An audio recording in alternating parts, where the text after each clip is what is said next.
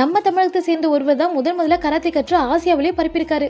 1944ஆம் ஆண்டு சென்னையில பிறந்திருக்காரு. சின்ன வயதுல இருந்தே கராத்தேவுல ரொம்பவே ஆர்வம். கராத்தே கத்துக்கிறதுக்காக ஜப்பான்ல போய் அங்க உள்ள மாஸ்டர் கிட்ட கராத்தேவும் கத்துட்டு வந்திருக்காரு. அது மட்டும் இல்லாத நம்ம நாட்டு சிலம்பாட்டத்தை ஜப்பான்லயும் பரப்பியிருக்காரு.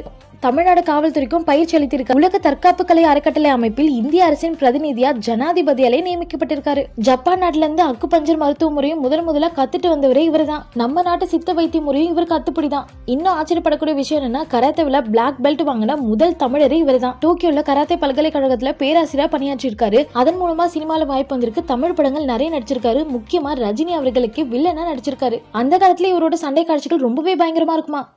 சென்னையில முதல் கராத்தே பயிற்சி பள்ளி ஆரம்பிச்சவரும் இவர் தான். கராத்தேவில் உள்ள உயர்ந்த பட்டமான ரென்ஷி பட்டம் வாங்கியிருக்காரு. இந்த பட்டம் வாங்கினவங்கள நிஞ்சா வீரர்கள்னு சொல்லுவாங்க. இந்த நிஞ்சா வீரர் தான் தமிழகத்தை சேர்ந்த கராத்தே மணி அவர்கள். இவர் உங்களை எவ்வளவு பேருக்கு தெரியணும் மறக்காம கமெண்ட் பண்ணிருங்க. நம்மளோட சேனலை சப்ஸ்கிரைப் பண்ணிருங்க. பக்கத்துல கால் பண்ணி கிளிக் பண்ணிடுங்க.